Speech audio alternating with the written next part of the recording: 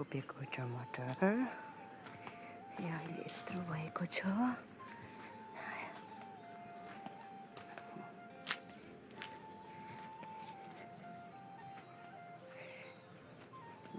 त्यहाँ चाहिँ कुतुनी सुतेछ।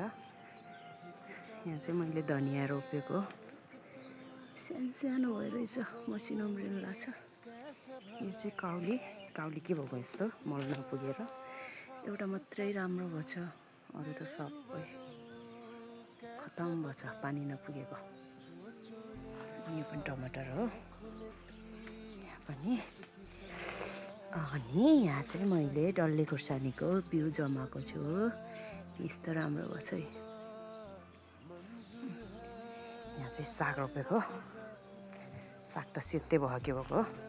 यहाँ चाहिँ बाँझो छ, यहाँ चाहिँ अब मैले फेरि खनेर साग रोप्छु। कुकुर चाहिँ मेरो साथी।